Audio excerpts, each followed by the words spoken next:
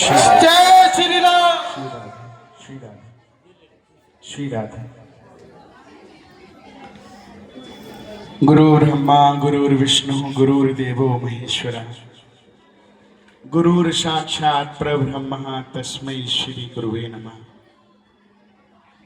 अतुलित बलधामं हेम शैलावदेहं धनुजवन कृशाननं ज्ञानी नाम गगण्यं सकल गुण निधानम वानराणामिधीशम रघुपति प्रिय भक्तम बात जातम नमामि।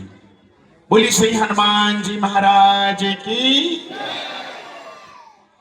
मंच पे आसीन हमारे आरएसएस के प्रबोधन समिति के कार्यकर्ता एवं समस्त इस मंच पे गणमान्य अतिथिगण एवं सबसे प्यारी और लवली लवली ऑडियंस, मेरी माताएं बहनें और मेरे भाई, आप सबको इस मंच से जय श्री राम। जय भैया, मेरी बारी आए तो आवाज मत बंद करना है, और जोर से बोलो। नहीं, माइक ऊपर हो गया था। अच्छा, माइक ऊपर हो गया था। अच्छा ठीक है, एक बार फिर से बोलेंगे कि पीछे जितने लोग खड़े हैं कृपया अपना स्थान ग्रहण कर लीजिए। मेरा निवेदन है आगे आ जाए, आगे आ जाए। जितने पीछे खड़े हैं युवा लोग, सरपंच भाई साहब सबको व्यवस्थित कर दीजिए। सब आगे आ जाए, मंच पे बैठ सकते हैं, क्योंकि मैं बहुत ज्यादा नहीं, सिर्फ 15 मिनट बोल के अपनी वाणी को विराम दूंगा। मुझे अगले कार्यक्रम में भी जाना है। सब यहाँ बैठ जाएं। पहली बात, एक बार जोरदार तालियां मैं चाहूंगा आप अपने लिए बजाएं। आपका पेशेंस को देख रहा हूं।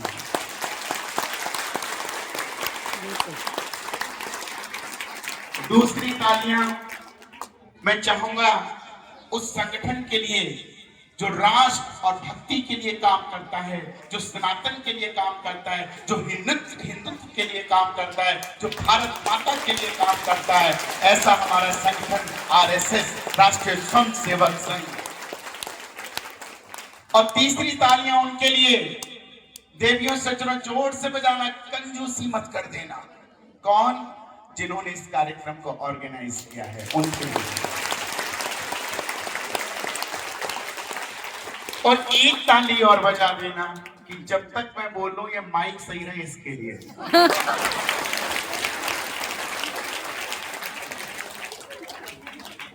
मैं जब यहां से आ रहा था तो मैंने देखा कि छोटे छोटे बच्चों के हाथ में राम जी का ध्वज, और अभी भी वो बच्चे लहरा रहे हैं, पीछे मैं देख रहा हूं। देखिए आप, ये बच्चे कौन हैं? ये बच्चे कौन हैं? ये आपको समझना पड़ेगा। ये बच्चे कोई और नहीं है, ये भारत, सनातन हिंदू भारत के ये बच्चे हैं। ये वो बच्चे हैं जिनके हाथ में भगवा ध्वज है। देवियों सज्जनों, इस भगवा ध्वज के अंदर एक तस्वीर है, एक चित्र है, जिसको हम कहते हैं राम। क्या कहते हैं? राम। बोलो जय श्री राम। जय श्री राम। राम जी के हाथ में कुछ है, क्या है? मुझे दिखता है, आपको दिखता है? वाह। भगवान श्री कृष्ण के हाथ में एक चक्र है, वो दिखता है? या बांसुरी ही दिखती है बस? चक्र भी दिखता है? दिखता है कितने लोगों को? सबको दिखता है। मां दुर्गा के हाथ में त्रिशूल है, कितनों को दिखता है? सबको दिखता है। क्यों है ये पता है? That we have to know, ये हमें जानना होगा कि राम के हाथ में धनुष है, कृष्ण के हाथ में चक्र है, और दुर्गा मैया के हाथ में वो तलवार है। क्यों है ये जानना पड़ेगा। ये ऑर्नामेंट्स नहीं है, ये इनकी सुंदरता नहीं बढ़ाते, ये इन्होंने ये दिखाया है कि जब जब इस अधर्म, जो धर्म पे हानि होगी, जो धर्म के साथ छेड़खानी करेगा, दुर्गा माँ कहती है मैं उसको अपनी इस तलवार से काट के रख दूंगी। इसलिए भगवान राम कहते हैं, इसलिए मैंने उठाया है कि जब जब रावण जैसा व्यक्ति इस भारत में पैदा होगा, मैं इस धनुष से उसका अभिमान तोड़ दूंगा और उसको मार के चटनी बना दूंगा। श्री कृष्ण ने सुदर्शन चक्र उठाया मेरे देवियों सज्जनों, किस लिए? यदा यदा ही धर्मस्य ग्लानिर्भवति भारत नवोत्थानम धर्मस्य तदात्मानं सृजाम्यहम्। धर्म की रक्षा के लिए मेरे कृष्ण ने सुदर्शन चक्र उठाया था। मैं जानता हूं, लेकिन ये आप जानते हैं, ये आपको समझना पड़ेगा। अच्छा एक बात पूछूं, यहाँ कितने लोग हैं जिन्होंने गांधी जी को देखा है, जिनका मुर्दा मरे हुए तो देखा ही होगा, अरे चित्रों में देखा नहीं देखा है? बड़ी बड़ी फोटो जगह जगह लगती है, आपने भी देखा? मैंने भी देखा। अच्छा, गांधी जी के अंदर देखिए सज्जनों, सब लोग कहते हैं राष्ट्रपिता राष्ट्रपिता राष्ट्रपिता। ये कौन बैठी है जिसके आगे दीपक जलाया? ये भारत माता है। क्या इसका कोई पति हो सकता है? इसका कोई पति हो सकता है? देवियों सज्जनों, इस भारत माता का अगर कोई पिता है तो वो है वीर सावरकर। वो नहीं है पिता, वो नहीं है पिता देवियों सज्जनों। वो क्यों नहीं है ये समझो, अब ये समझना पड़ेगा। पहली बात, किसी ने कब कहा क्यों, कोई टाइम कोई समय कोई निश्चित नहीं, कुछ नहीं पता कब उन्हें राष्ट्रपिता बन गया, आवाज कम मत कर दिया, गलत ऐसी रहता है। कब उनको दिया मुझे नहीं पता, ना किसी किताब में आपको पता है उन्हें राष्ट्रपिता कब दिया, किसने दिया, किसी ने नहीं पता। तो भैया कहां से बन गए तुम राष्ट्रपिता? पहली बात। दूसरी बात, गांधी जी के अंदर देखिए सज्जनों, आपने दो चीजें देखी होंगी, है ना? वो दो चीजें क्या है, थोड़ा ये बताइए। एक तो गांधी जी क्या पहनते थे? लुंगी। क्या पहनते थे? बहन जी ने बोला लुंगी। और दूसरा, लुंगी के साथ एक लुंगी में रहती थी घड़ी। क्या रहती थी? लुंगी, लुंगी के साथ घड़ी। और देवियों सज्जनों, एक बात और सुन लेना,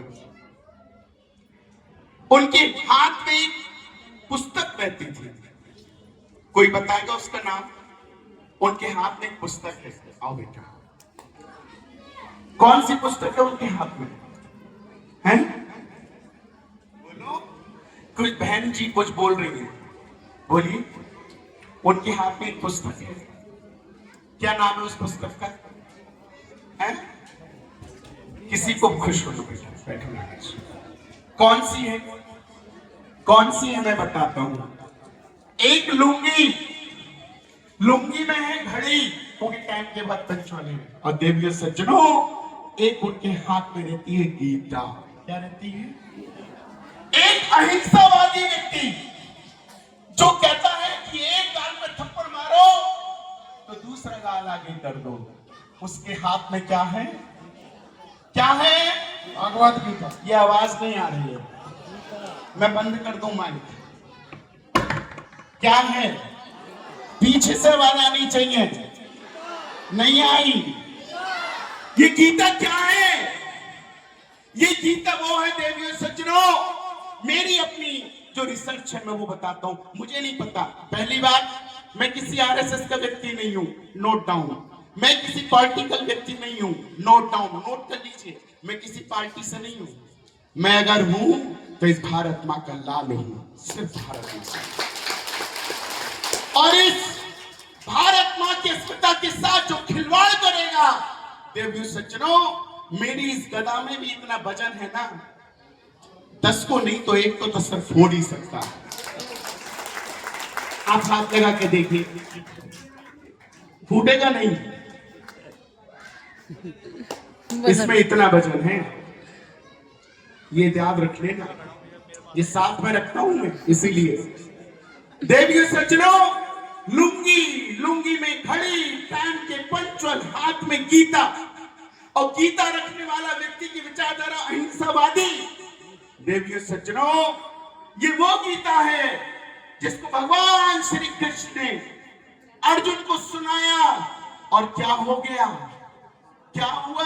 महाभारत का युद्ध, महाभारत युद्ध हो गया। देवियों सज्जनों, देखिए आप, रिसर्च सुनिए मेरी, रिसर्च अब आप समझ लीजिए जो मैंने की है।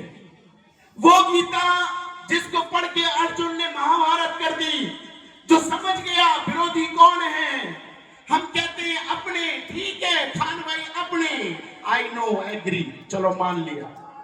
टोपी वाला अपना, ठीक, आई एग्री, ठीक। लेकिन अगर मैं कौरवों की तरफ देखूं, आज वही टोपी वाले कौरव अगर मैं देखूं और मैं यहां अर्जुन बैठा हूं, और जो धर्म और अधर्म की बात करे, तो जो अर्जुन ने किया वो मुझे करना चाहिए या नहीं? करना चाहिए। यस। जो अधर्म की बात करे देवियों सज्जनों, तो आप अर्जुन बन जाओ। उस श्री कृष्ण की गीता को पढ़ लीजिए, उस गीता को पढ़ लीजिए। मेरे भाइयों, मेरी बहनों, मेरे बुजुर्गों, मेरे बच्चों, एक बात बताऊं मैं आज आपको। मैं जिस मंच पे बोलता हूं वहां नेता लोग उठ के चले जाते हैं, ये भी एक सत्यता है। विधायक हो, एमपी हो, कारण क्योंकि ये दल बदलू है। आज कभी भाजपा में, कल को कांग्रेस में होंगे, कल को सपा में होंगे, और ये जिसका खाते हैं उसका गाते हैं। इसे सोच से महाराज जी तो राष्ट्र की बात करने वाले, जल्दी उठ लो, कहीं फोटो में ना आ जाए। ये पहला नेता मैंने देखा है, और ऐसा नेता देखा है, ऐसा नेता देखा है जो आपकी लोनी का शेर है, उसको मैं बहुत प्यार करता हूं, आप ही के बीच का। और देखिए आज उसका बेटा यहां बैठा है, नागेश गुजर, उसका बेटा यहां बैठा है। आप सोचिए, मैं एक ही बात देवियों सज्जनों कहूंगा। मेरी रिसर्च में ये जाना है नागेश, कि हाथ में गीता रखते हुए वो राष्ट्रपिता, मैं नहीं मानता राष्ट्रपिता, मैं तो पहले ही बोल दिया वीर सावरकर मेरे पिता हैं, मैं नहीं मानता। जो लोग मानते हैं, मेरी रिसर्च में क्या कहता है देवियों सज्जनों, या गांधी उस गीता को पढ़ नहीं पाया, या हम हिंदू, हम सनातनी गांधी को समझ नहीं सके। जय श्री राम, जय श्री राम। देवियों सज्जनों, अभी भाई साहब ने बात करी कि हम क्या मना रहे हैं। हम मना रहे हैं वंदे मातरम के ऊपर शताब्दी वर्ष मना रहे हैं। हम किस वंदे मातरम की बात करते हैं देवियों सज्जनों, मेरे भाइयों? ये वो वंदे मातरम जिस वंदे मातरम को सुन के एक मुफ्ती का बाप खड़ा हो जाता है संसद में और कहता है स्टॉप इट, स्टॉप कर दीजिए इसको।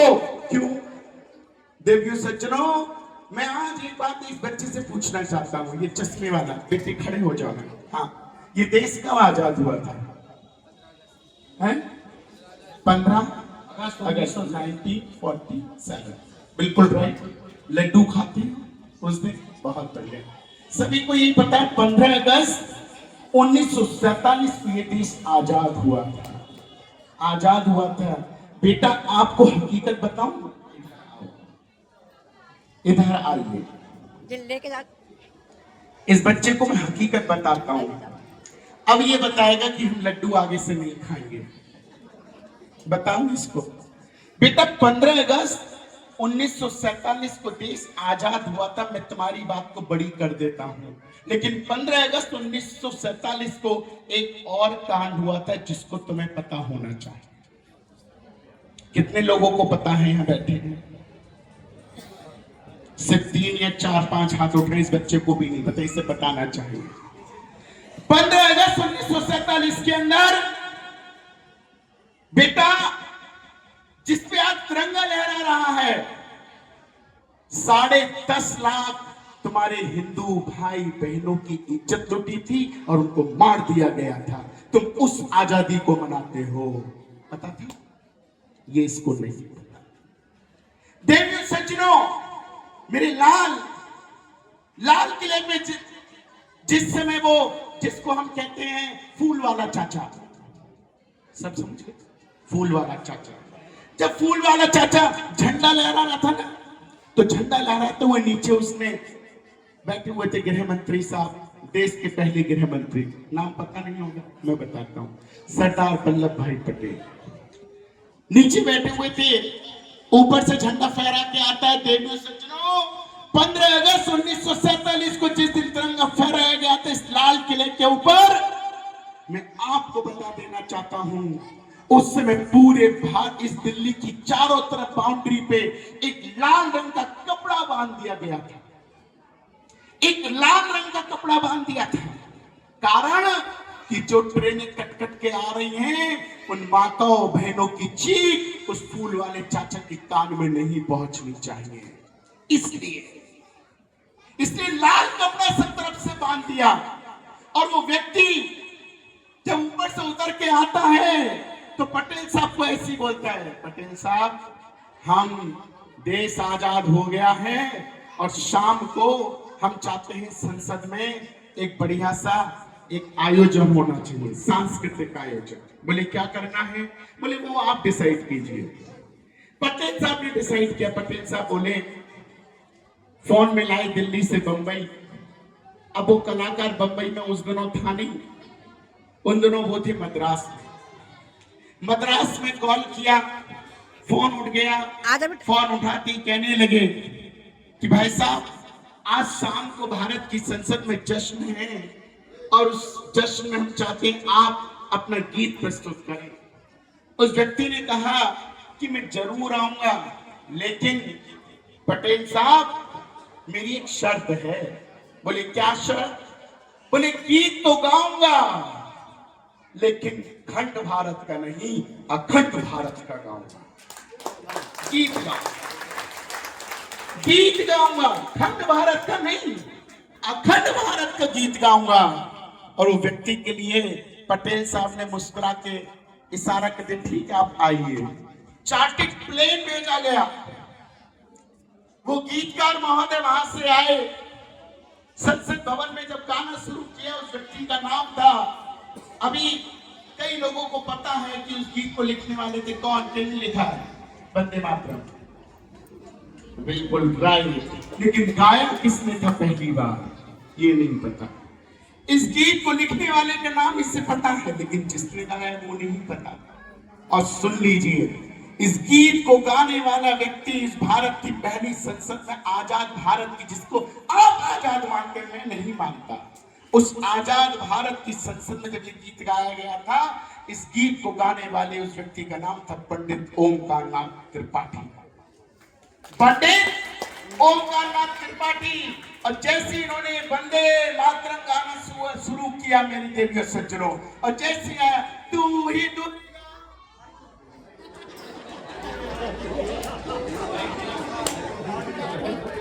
जय श्री राम।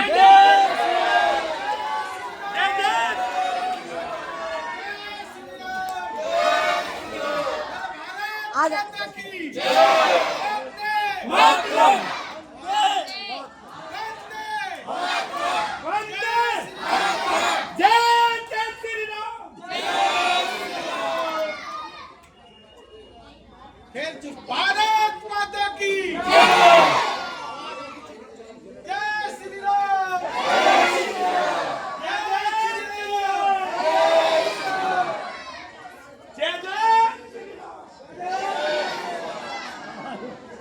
जिसके दिल में राम है भाई जोर का लगाओ, ऐसा नहीं है कि रोटी खा के नहीं आए।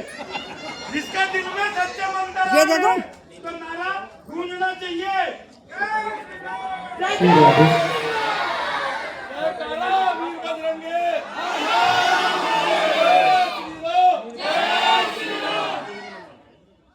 देवियों सज्जनों, ये क्या बताऊं, अब ये लाइट की व्यवस्था कहो नहीं, ये तो सही थी, या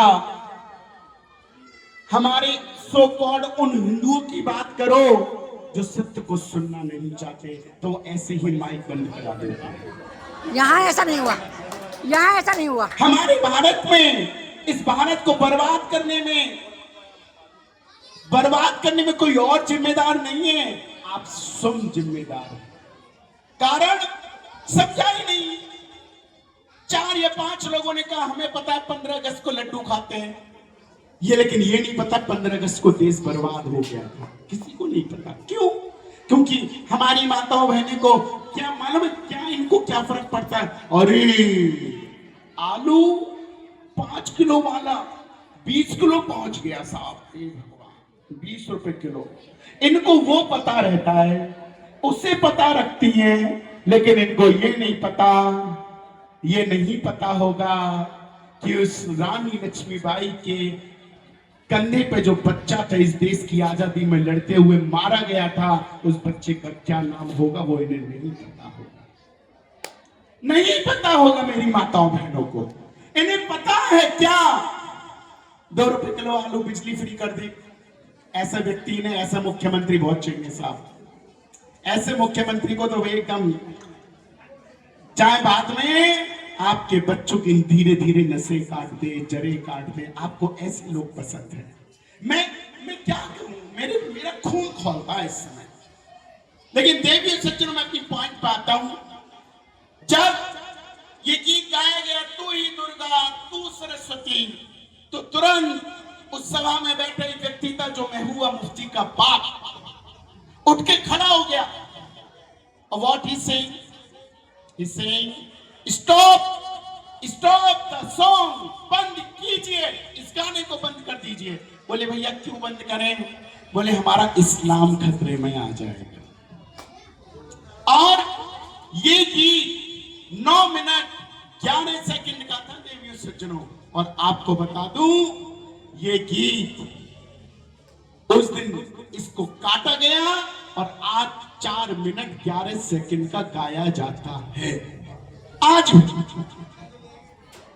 भी 4 मिनट 11 सेकंड का ये गाया जाता है ये गीत, वंदे मातरम, जिसको ओंकार नाथ त्रिपाठी की आवाज बंद करवा दी गई थी। देवियों सज्जनों, ये आपको पता नहीं है, समझिए। मैं आज भी आपको चेता रहा हूं, ये देश किसी टोपी वाले का नहीं है।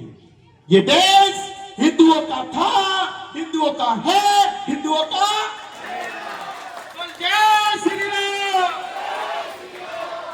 वो पीछे वाले भैया, तुम हिंदू ही हो या कोई और धर्म में हो? यहाँ कोई और धर्म का हो तो वो भी बोलना तो पड़ेगा। जय श्री राम।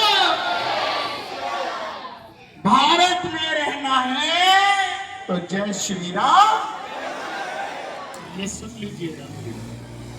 देवियों, मेरे भाइयों,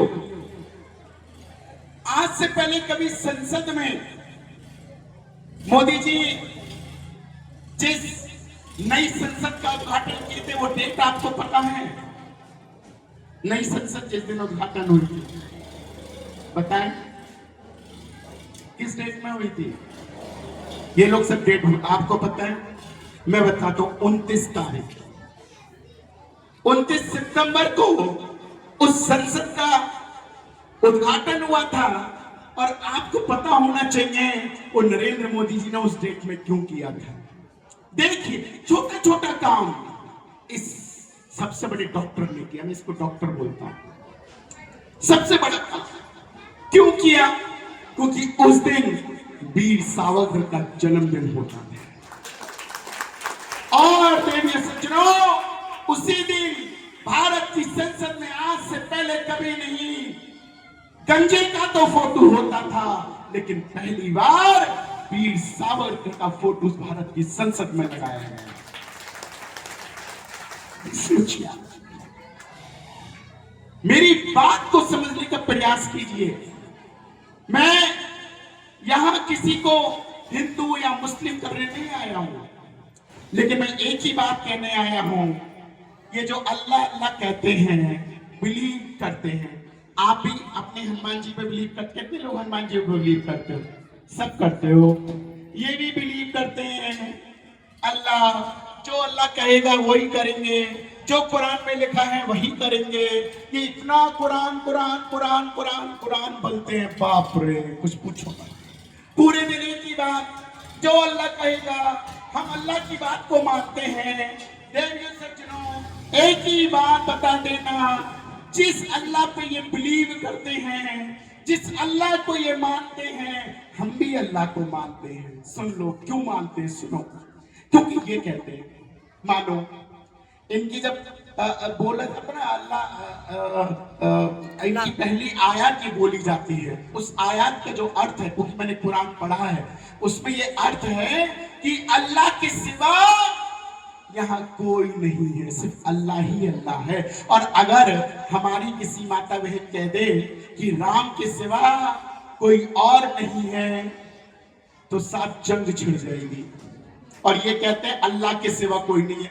और हमारी माता बहने, राम ने, हम लोग बड़े बहुत ही मतलब हमारे मन में जब मंदिर में जाते हैं ना, तो हमारे पास एक नैरेटिव होता है, क्या? ठाकुर जी मेरे बेटे का ब्याह हो जाए, सुंदर सी बहू आ जाए, ये लो प्रसाद चढ़ाऊंगी, ठीक, मेरी बेटी का ब्याह हो जाए, मेरी बढ़िया नौकरी लग जाए, हम मंदिर में कुछ पाने के लिए जाते हैं, जितने भी लोग हैं। और अगर ठाकुर जी ने नहीं सुनी, राम जी ने नहीं सुनी, तो हम एक जगह जरूर जाते हैं, चलो चक्कर चढ़ा लें, चांद बाबा के हो आए, चांद बाबा के हो आए, एक फूल दिया है चांद बाबा को। और ये सभी माताएं मैंने चांद बाबा के जाती हैं, जिसको सो कॉल्ड साईं बाबा। देवियों सज्जनों, आपके सनातन के साथ खिलवाड़ किया गया, आपकी आस्था के साथ। कारण क्योंकि आप बड़े भोले हैं, और आपके भोलेपन के कारण 10.5 लाख लोग 1947 में गए, 4.5 लाख लोग जम्मू कश्मीर में गए।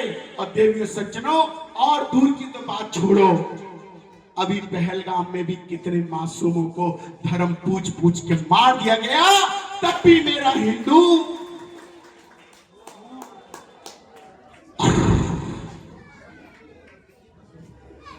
सो रहा है, नहीं जा रहा। धर्म पूछ के मारा, धर्म पूछ के, तू कौन है ये बता दे। लेकिन देवियों सज्जनों, पहले विचार होता था। आप लोगों का एक चीज के लिए धन्यवाद करूंगा कि 2014 में आपने एक बढ़िया डॉक्टर भेज दिया। वो एक ऐसा ऑपरेशन करता है, इतना बढ़िया ऑपरेशन करता, पूछता नहीं है और सीधा एक ही काम करता है। क्या करता है? अटैक है। एक इजराइल एक देश है, इजराइल में जब भी कोई प्रॉब्लम आती है, कोई गांजा पट्टी है, आपने नाम सुना होगा, गांजा पट्टी, जो भी युद्ध में सुना, उस गांजा पट्टी को इजराइल देश, सनातनी देश है वो भी, उस देश ने गांजा पट्टी को, पता है, गजक रेवड़ी बना दिया, पीस पीस के। अब सोचिए, और यही अगर कोई और होता, अब पहलगाम में हमारे हिंदू भाई मारे गए होते, तो देवियों अब तक मंथन होता, चिंतन होता, लेकिन एक्शन नहीं होता। ये आपके लिए मैं धन्यवाद करता हूं कि आपने एक ऐसे डॉक्टर को भेजा है जो बढ़िया चीर फाड़ करके इलाज कर देता है। इसके लिए आप अपने लिए तालियां बजाएं। भेजा नहीं भेजा है। देवियों और मेरे भाइयों, आगे भी एक कार्यक्रम में जाना है, लेकिन मैं अपनी बात, आखिरी बात बस कहते अपनी वाणी को विराम दूंगा। इसको बहुत ध्यान से सुन लीजिएगा। एक कहते हैं हम दो और हमारे दो, एक कौन? आप। हम दो हमारे दो, और दूसरे कहते हैं हम दो हमारे गिल्लो।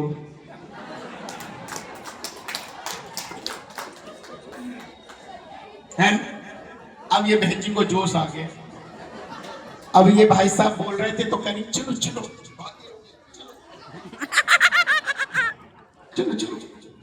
इतने में ये बहन जी उठी, माता जी थोड़ी रुक जाओ। अब अच्छा लग रहा है?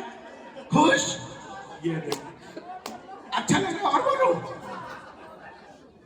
बेचारे भाई साहब बोल रहे थे, चलो चलो, बहुत सुन लिया। अब कह रही है और बोलो गुरुजी। मैं देवियों से जुड़े में 5 मिनट और। अच्छा ठीक है। हम तो खुद ही चले ठीक है ठीक है, ये कह रहे 10 मिनट और बोल दीजिए। चलो ठीक है, बोल देता हूँ। ये अब जाओगी तो नहीं?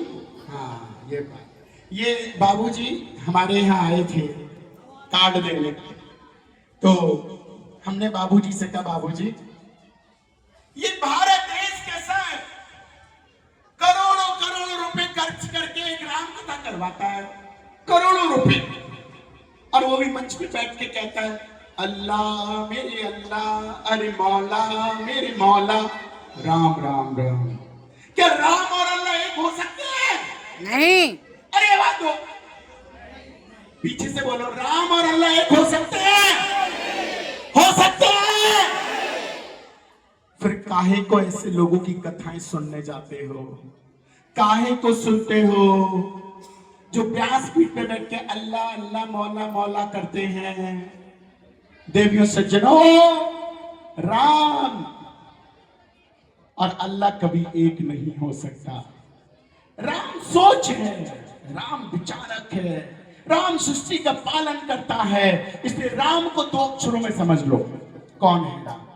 भगवान शिव कहते हैं मैं डिस्ट्रॉयर, अब भगवान राम कहते हैं मैं पालन करता हूं। इस सृष्टि में जितने बनाए सब मैंने बनाए हैं, जितने बैठे। अब आप कहोगे गुरुजी वो कैसे, हमें कैसे बनाया? अच्छा सुनो, सही सही बताना, शिव में कितने अक्षर है माता जी? 2। शिव में कितने अक्षर हैं? जोर से बोलो, कितने अक्षर हैं? 2। राम में कितने अक्षर हैं? 2। शिव में भी 2, राम में भी 2। भगवान शिव कहते हैं आई एम ए डिस्ट्रॉयर, मैं सब खत्म कर देता हूं, और राम कहते हैं मैं पालन करता हूं। इस सृष्टि पे जो बनाया वो मैंने बनाया है, चाहे जीव हो, जंतु हो, मनुष्य हो, सब किसने बनाया? राम ने। लेकिन राम ये कहते हैं कि डीएनए कैसे हो? इन लोगों को डीएनए की आदत है, डीएनए बताता हूं, डीएनए कैसे हो। तो राम का डीएनए सुन लो। राम ने कहा कि ये मंच पे बैठे भाई साहब मैंने बनाए हैं, तो ये कहते हैं कैसे बनाए जरा बताओ, तो मैं इनको बता देता हूं। राम में कितने अक्षर? 2। अब आप गिन लो। बाल कितने अक्षर हैं? बोलो।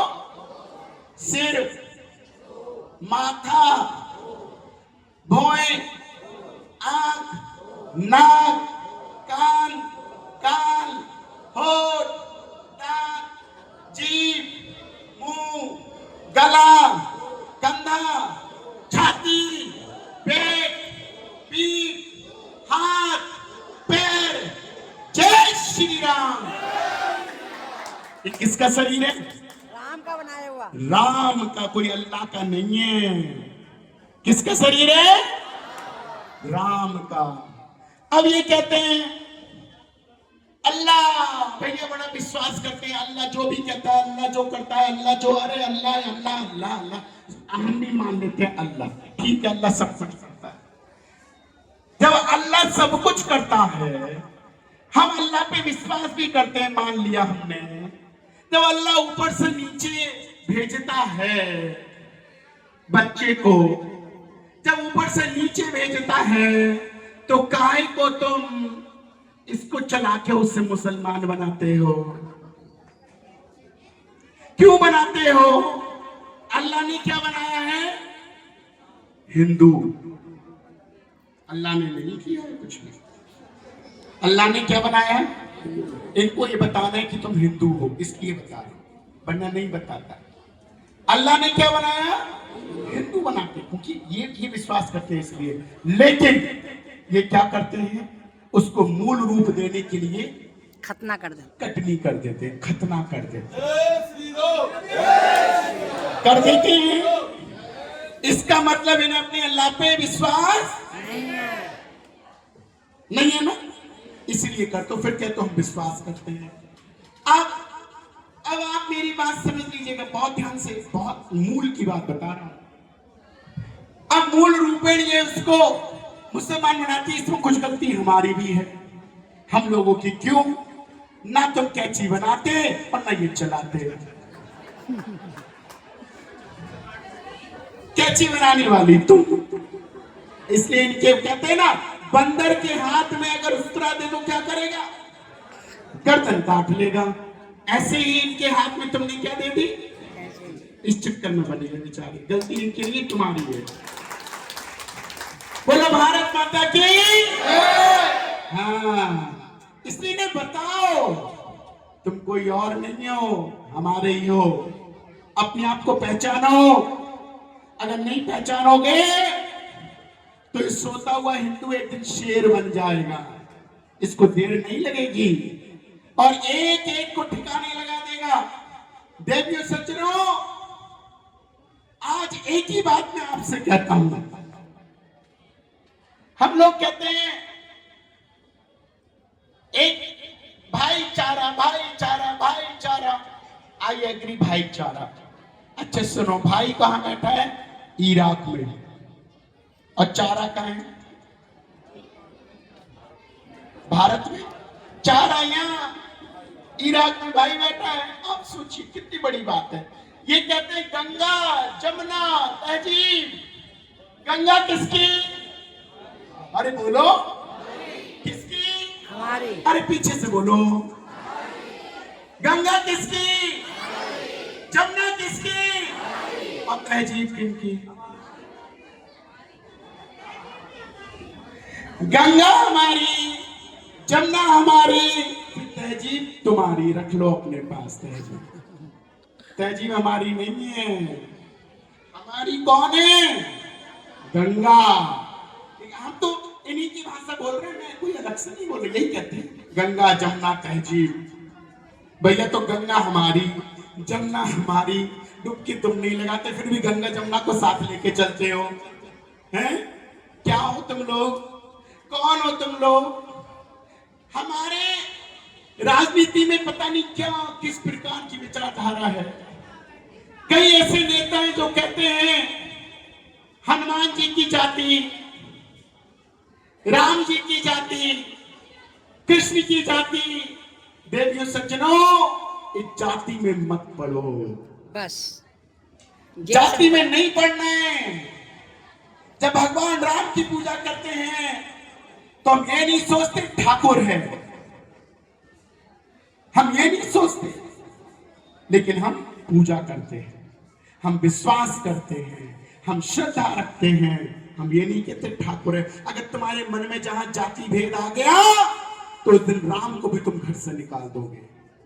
ये मैं सच्ची बात है। भगवान राम कहते हैं, अभी भाई साहब ने कहा, वो कहते हैं सामाजिक समरसता, सामाजिक समरसता। ये संघ का एक बहुत अच्छा विकल्प है। इस विकल्प को अपनी कथाओं में मैं जीता हूं।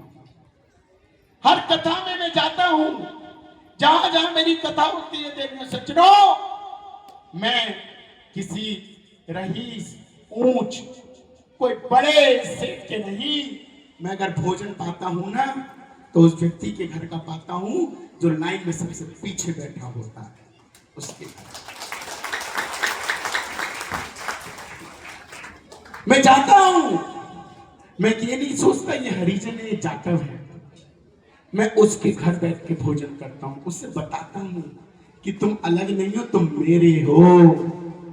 और देवियों सज्जनों, अगर हम हरिजन की भी बात करते हैं तो सोचो, नाम आगे जन और जन से पहले हरि।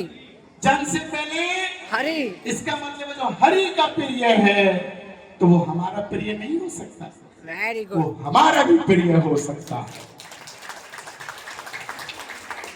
जो हरि का प्रिय है वो हमारा प्रिय हो सकता। इसलिए जाति भेद छोड़िए। और आज तक आप लोग एक बात बोलते रहे हैं, कई जगह चलता है, हम सुनते भी हैं कि बटेंगे तो कटेंगे। फिर से बोलो, बटेंगे तो कटेंगे। लेकिन अब मैं एक लाइन वो इसमें जोड़ रहा हूं, सुन लीजिए। सहेंगे